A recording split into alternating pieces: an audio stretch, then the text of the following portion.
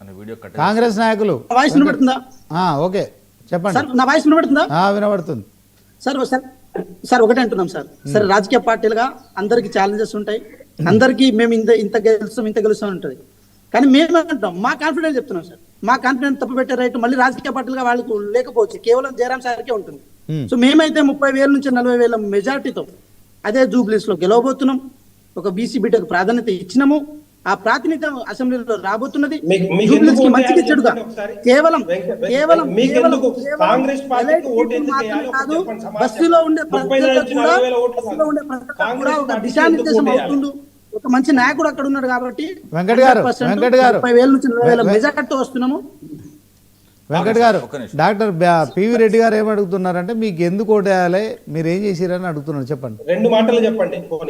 Sir నేను ఒకటి అడుగుతున్నా సార్, నిజంగా చెప్పాలంటే ఈ క్వశ్చన్ మేము అడగాలి, కానీ మేము అడగాలి.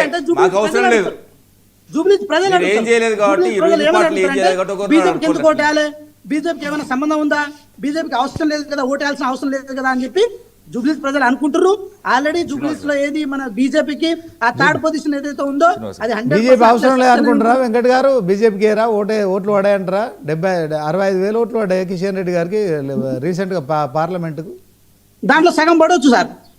ఎందుకని తగ్గిపోతుంది? అది అంచనా సార్, అది తగ్గిపోతుంది, అది అంచనా. మా పార్టీ నుంచి బీజేపీ ఫైనల్ గా 4 లక్షల మంది ఓటర్లు ఉన్నారు వెంకట్ గారు. నేను చెప్తా, 4 లక్షల మంది ఓటర్లు ఉన్నారు.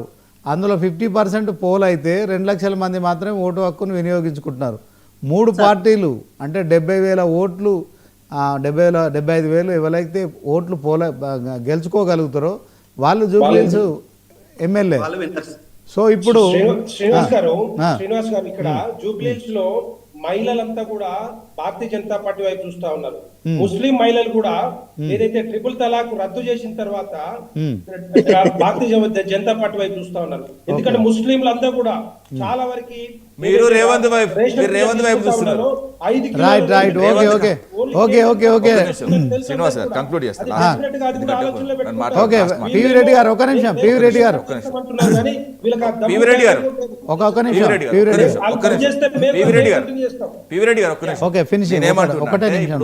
వాస్తవంగా ఏంటంటే ఒక బిల్డప్ బాబాయ్ రాష్ట్రంలో వాస్తవంగా చెప్పాలంటే గెటప్ సీన్ది జబర్దస్త్లో ఒక స్కిట్ ఉంటుంది, నమ్మండయ్య బాబు నమ్మండ్రా బాబు అని. సేమ్ అదే పరిస్థితి రాష్ట్రంలో ఉన్నది. ఎందుకంటే ఏదైతే కుక్కను చూపెట్టి అది పులి అన్నా ఏనుగన్నా నమ్మే పరిస్థితిలో కాంగ్రెస్ పార్టీలో ఉన్న నాయకులు దిగజారిపోయారు. ఎందుకంటే మొన్న అజారుద్దీన్ వరల్డ్ కప్ తీసుకొచ్చిండు అంటాడు, ఏమో పిచ్చి పిచ్చి మాట్లాడు. ఏ పిచ్చి మాట మాట్లాడినా కూడా సపోర్ట్లు కొట్టే ప్రభుత్వం ఏదైతే రాష్ట్ర ప్రభుత్వంలో ఉన్న పెద్దలు అదేవిధంగా కాంగ్రెస్ పార్టీ ఉన్నదో ఏ చెప్తుంది కుక్కలాగా అయితే కుక్కను చూసి సింహం అన్న పులి అన్న నమ్మే పరిస్థితి గీదా అంటే గీదా అంటే గీదా అదే పీజీఆర్ లాంటి నాయకులు ఎడ చచ్చిపోయిన పీజీఆర్ అసెంబ్లీకి వస్తుందంటే వైఎస్ రాజశేఖర రెడ్డి అబ్సెంట్ ఉండేది. మీ నాలుకలు ఎడవైనాయి, మీ ప్రశ్నించే గుర్తులు ఎడవైనాయి. అజరుద్దీన్ వరల్డ్ కప్ తీసుకొచ్చాడు,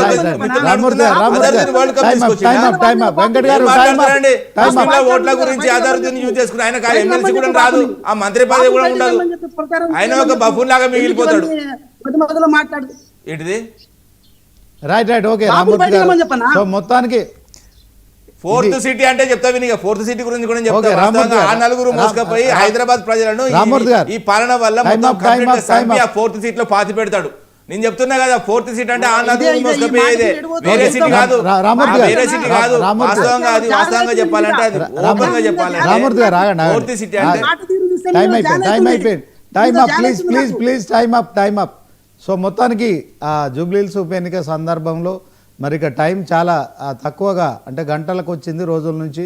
సో 3 పార్టీలో కూడా ఒక హైటెన్షన్ వాతావరణం ఉంది. ఎందుకంటే ఇది ఉప ఎన్నికే కానీ చాలా సీరియస్ ఎన్నికగా కూడా 3 పార్టీలు భావిస్తున్నాయి. ఖచ్చితంగా ఈ ఉప ఎన్నికలో గెలిచిన పార్టీ రేపు పొద్దున తెలంగాణ రాష్ట్రంలో ప్రజల మద్దతు మాకుంది.